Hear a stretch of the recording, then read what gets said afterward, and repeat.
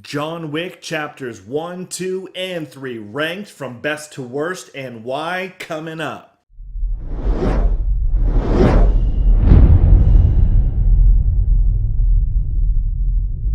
Hey movie watchers, welcome to my personal ranking of the John Wick series and franchise, chapters 1, 2, and 3, and why I rank them in that order. But before I get started, I just want to state that I absolutely love this franchise, all three of them.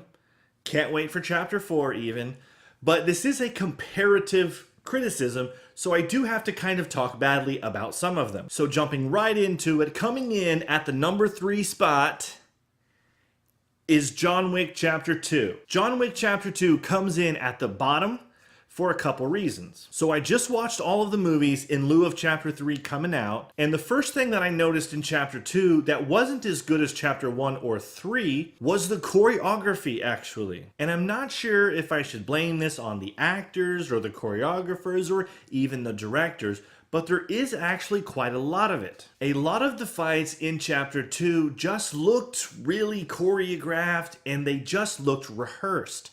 They didn't look as natural as the fights in 1 and 3 look. The second thing that stands out in Chapter 2 is the story progression and how everything didn't really seem to fit together very well. For example, after Gianna dies, Cassian recognizes John and they end up fighting before Cassian even knows that Gianna's dead.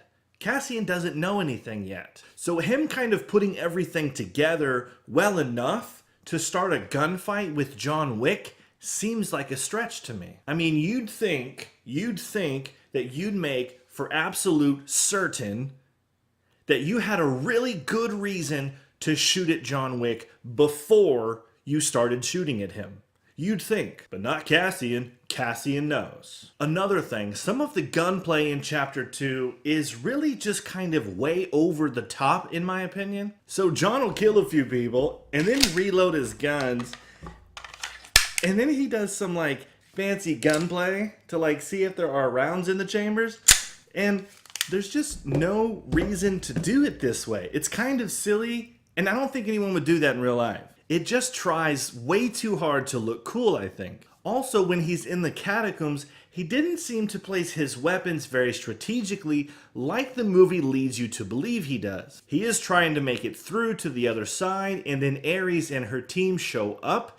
Then John basically has to kind of reroute and find a new exit. And the weapons he hid look like they're on the secondary escape route instead of his primary escape route. Now, in all fairness, I guess it is possible that the catacombs and the tunnels, they're all kind of interconnected, and that John ultimately just made his way around to the guns, just took a different route to get there.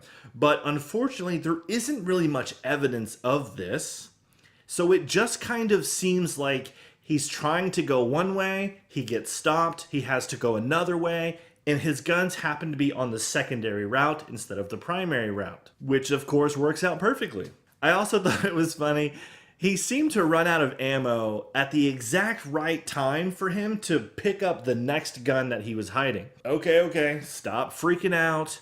I still like the movie. I just have to rank it somehow, and it, unfortunately, I think Chapter 2 has more flaws than Chapters 1 and 3. And the number 2 spot goes to, hold on, let me check to make sure reloading worked. We're good. John Wick Chapter 3, Parabellum. Chapter 3 does not get the number 1 spot in my opinion for several reasons. One of those reasons is Chapter 3 goes past the world of possibility and starts to dive into the world of impossibility. In Chapter 3, unfortunately, there are several scenes that actually have no basis in reality. And it doesn't look that good to me when you're a franchise that has based itself and built itself up on pushing the limits and the boundaries of what is tactically possible. Chapter 3 just leaves possible and goes into impossible territory. The katana fights on the motorcycle, for example, they are freaking awesome, but the fact that he drove that bike perfectly without any moving left or right, any speeding up or slowing down, without any accident happening, without sustaining any major injuries is just impossible. It's just impossible. Also in Chapter 3, he takes beating after beating after beating, and he just gets right back up and keeps fighting. I understand John Wick is a badass, like a badass of the badasses, but he's not a superhuman.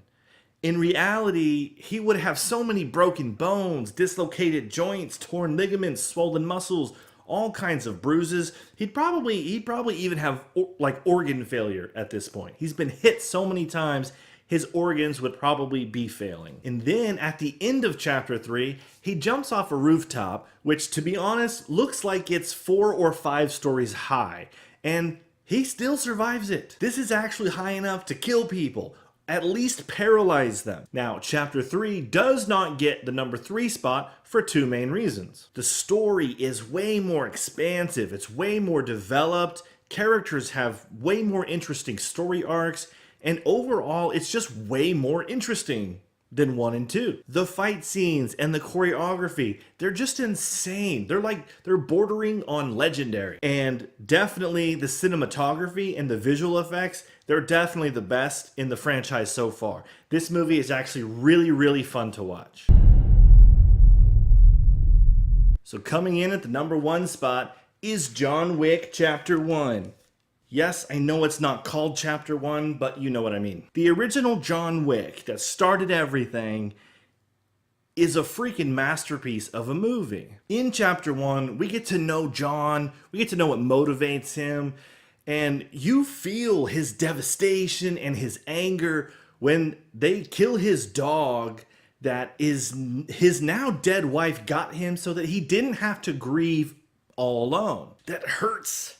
Like right here. Also, I think the story progression in Chapter 1 is actually the best in the whole franchise. Every chronological step makes perfect sense and flows very naturally. The choreography in Chapter 1 is tactfully brilliant. It's like a work of art. The tactics, the hand-to-hand combat, the close quarters gunfighting, the judo, it's just beautiful. Also, Chapter 1 has the least amount of scenes that look and feel choreographed or rehearsed. Also in Chapter 1, the dialogue is so good. When I watched it again the other day, I was surprised actually. I must have forgotten how funny and clever it was.